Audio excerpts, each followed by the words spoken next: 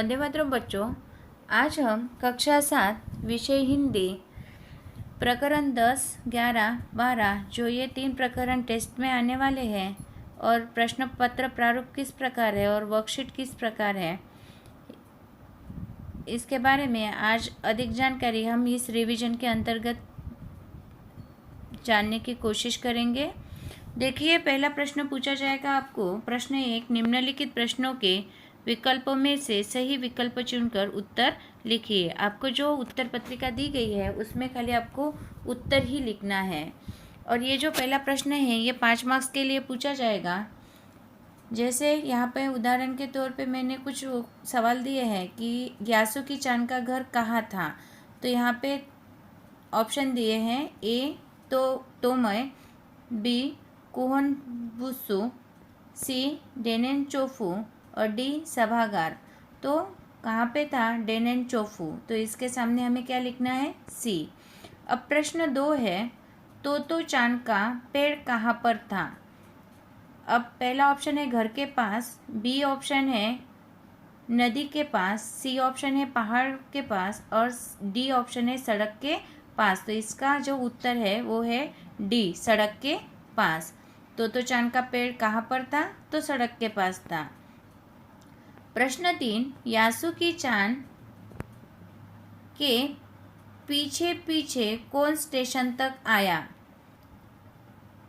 ए में दिया है टॉमी, बी मोती, सी रॉकी, डी गोपी। तो आपको पता है यासु की चांद के पीछे पीछे रॉकी स्टेशन तक आया। तो ऑप्शन में जो है आंसर है, उत्तर में क्या लिखेंगे हम, सी। प्रश्न 4 है, कैसे व्यक्ति बीती बातों को बताकर दूसरों को प्रभावित करना चाहते हैं। ए दिया है धनी, बी अहंकारी, सी दयालु और डी है निर्धन। तो इसका उत्तर क्या आएगा, निर्धन। तो हमने ऑप्शन के सामने यहाँ पे देखिए आंसर में डी लिखा है। प्रश्न 5, संकट के समय में हमें कौन सहायता करता है। ए है रिश्तेदार, बी सच्चे मित्र, सी पड़ोसी और डी पहचान वाले लोग। तो हमारा जो उत्तर है वो क्या आएगा, बी, सच्चे मित्र संकट के समय हमें सहायता करते हैं। सच्चा मित्र।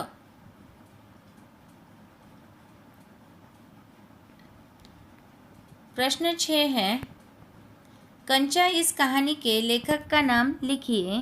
तो ए दिया है डी पद्मनाभन, बी दिया है पी रामस्वामी,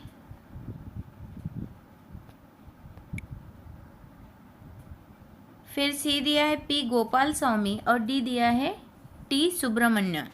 तो यहाँ पर देखिए इसका जवाब क्या आएगा, टी पद्मनाभन, ए। प्रश्न 7, कांच के बड़े बड़े जार कहाँ रखे थे। तो हम इसका जवाब देखिए, पहले ऑप्शन पढ़ेंगे फिर इसके सवालों के जवाब लिखेंगे। पहले शांति से पढ़ लेना है। ए है दुकान में, बी है मेज पर, सी है अलमारी में और डी है काउंटर पर। तो इसका जवाब क्या है, कंचे के बड़े बड़े जार कहाँ रखे थे, तो अलमारी में। इसका जो उत्तर है वो आएगा सी। फिर है प्रश्न नंबर 8, जो दूसरों पर उपकार करते हैं वो कैसे व्यक्ति होते हैं। ए है सुजान, बी है अजान, सी है नादान और डी है बेईमान। तो हमारा जो उत्तर है वो है ए, सुजान। जो दूसरों पर उपकार करते हैं वो कैसे व्यक्ति होते हैं, तो सुजान होते हैं। तो हमें क्या लिखना चाहिए ऑप्शन में, ये। अब यहाँ पर देखिए प्रश्न 9 है, अप्पू का ध्यान जिस जार ने आकृष्ट किया उस जार में क्या था। अब ए ऑप्शन में दिया है चॉकलेट, बी पीपरमिंट, सी कंचे और डी बिस्कुट। तो आपको पता है अप्पू का ध्यान जिस जार ने आकृष्ट किया था उस जार में क्या थे, तो कंचे थे। तो हम इसका उत्तर क्या लिखेंगे, सी। अप्पू ने कंचे कितने में खरीदे। अब ऑप्शन ए दिया है, पर्याय नंबर ए है 3 रुपया 50 पैसे, बी है 1 रुपया 50 पैसे, सी है 2 रुपया 50 पैसे और डी है 4 रुपये 50 पैसे। जैसे हमें पता है कि 4 ऑप्शन में से या 4 पर्यायों में से सही पर्याय कौन सा है, बी, 1 रुपया 50 पैसे में उसने कंचे खरीदे थे। अब प्रश्न 2 है निम्नलिखित विधान। देखिए प्रश्न 2 पूछा जाएगा 4 मार्क्स के लिए। निम्नलिखित विधान सत्य है या असत्य वो लिखिए। तो प्रश्न 1 है क्वार के बादल खाली गरजते हैं। तो आपको पता है क्वार के बादल बरसात नहीं लाते, वो खाली गरजते हैं, तो ये विधान सही है। अप्पू का पूरा ध्यान खरगोश और कछुए की कहानी पर केंद्रित था। तो ये गलत है। अप्पू का ध्यान कहाँ पर था? तो कौवा और सियार के कहानी पर केंद्रित था, कौवे और सियार के कहानी पर। प्रश्न 3 है हमारे पास संपत्ति होने पर जो मित्र बनते हैं वही सच्चे मित्र होते हैं। तो ये गलत है। जो हमारे पास यदि संपत्ति है, हमारे मित्र बनेंगे तो वो हमारे सही मित्र नहीं रहते हैं। जो संकट के समय हमारा साथ देते हैं वो हमारे सच्चे मित्र होते हैं। ठीक है। प्रश्न 4 है टेलीविज़न एक डिब्बे जैसा होता है। तो सही है कि टेलीविज़न किसकी तरह बताया गया है? एक डिब्बे की तरह बताया गया है। मास्टर जी रेलगाड़ी का सबक पढ़ा रहे थे। ये भी क्या है? तो सही है कि सही में मास्टर जी रेलगाड़ी का ही सबक पढ़ा रहे थे। तो चांद अक्सर खाने की छुट्टी के समय या स्कूल के बाद मैदान में खेलती मिलती थी। गलत है। वो पेड़ के ऊपर बैठ के आते जाते लोगों को देखती थी। 7 है कंचे नींबू की तरह दिखाई दे रहे थे। तो ये गलत है। कंचे किसकी तरह दिखाई दे रहे थे? तो आंवले की तरह दिखाई दे रहे थे। और 8 है माँ की पलकें भीग गई। और ये बात सही है कि जब उसने कंचे की अपने माँ को दिखाए तो माँ की जो आंखें हैं वो क्या हो गई थी? भीग गई थी। प्रश्न 3 है रिक्त स्थानों की पूर्ति कीजिए। रिक्त स्थान पहला है। ये देखिए रिक्त स्थानों की पूर्ति कीजिए। ये प्रश्न कितने मार्क्स के लिए पूछा जाएगा? 2 मार्क्स के लिए, यानी 2 ही रिक्त स्थान आपको पूछे जाएंगे। तो आपको 2 रिक्त स्थान लिखने हैं। यासु की चांद को पोलियो था। यासु की चांद को क्या था? तो पोलियो था। तो चांद उत्तेजित थी। तो चांद कैसी थी? तो उत्तेजित रिक्त स्थान आएगा। तीसरा है यासु की चांद के मन में भी उत्साह था। यासु की चांद के मन में क्या था? तो उत्साह था।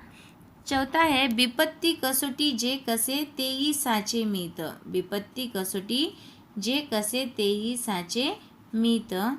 तो कसोटी के नीचे अंडरलाइन, यानी हमारा रिक्त स्थान क्या है? तो कसोटी है। तरुवर फल नहीं खाते हैं सरोवर पियत न पान। नीचे डबल अंडरलाइन आई है। तो रिक्त स्थान क्या होगा? तरुवर फल नहीं खाते हैं सरोवर पियत न पान। अब प्रश्न 4 पूछा जाएगा आपको 2 मार्क्स के लिए। निम्नलिखित शब्दों के विलोम शब्द लिखिए। यहाँ पर आपको 2 ही शब्द पूछे जाएंगे और दोनों के ही जवाब आपको लिखने हैं।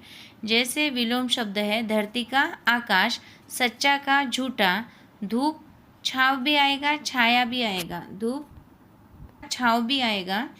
5 है ऊपर, फिर ऊपर का विलोम शब्द होता है नीचे। और फिर है धनी, धनी का जो शब्द आएगा वो क्या आएगा? निर्धन।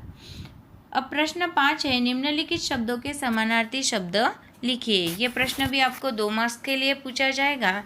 अब समानार्थी शब्द देखिए कैसे लिखने हैं। कोशिश अर्थात प्रयास। दूसरा दिया है धरती अर्थात पृथ्वी, धरा, भूमि, कुछ भी लिख सकते हैं। 3 है जल को क्या कहते हैं? पानी। तरुवर अर्थात वृक्ष, सुजान अर्थात बुद्धिमान और प्रकाश अर्थात उपकार। प्रश्न 6 दिया है दिए गए प्रश्नों के एक वाक्य में उत्तर लिखिए। और यह प्रश्न 6 जो है ये 5 मार्क्स के लिए पूछा जाएगा। प्रश्न 1 तो चांद और यासु की चांद को कड़कती धूप से कौन बचा रहा था? तो इसका उत्तर यह आएगा बादल का एक बड़ा सा टुकड़ा बीच बीच में छाया करके उन्हें कड़कती धूप से बचा रहा था। देखिए तो चांद और यासु की चांद को कौन कड़कती धूप से बचा रहा था? तो बादल का एक बड़ा सा टुकड़ा बीच बीच में छाया करके उन्हें कड़कती धूप से बचा रहा था। प्रश्न 2 है बच्चे किसे अपनी निजी संपत्ति मानते थे? तो बच्चे अपने अपने पेड़ को अपनी निजी संपत्ति मानते थे। प्रश्न 3 है अप्पू के विद्यालय के रास्ते में किस पेड़ों की घनी छांव थी? अब उत्तर है अप्पू के विद्यालय के रास्ते में नीम के पेड़ों की घनी छांव थी। अब यहाँ पे प्रश्न 4 दिया है, यासुकी चान को गाल फुलाकर तरह तरह के चेहरे क्यों बनाने पड़े। तो जैसे कि आपको पता है कि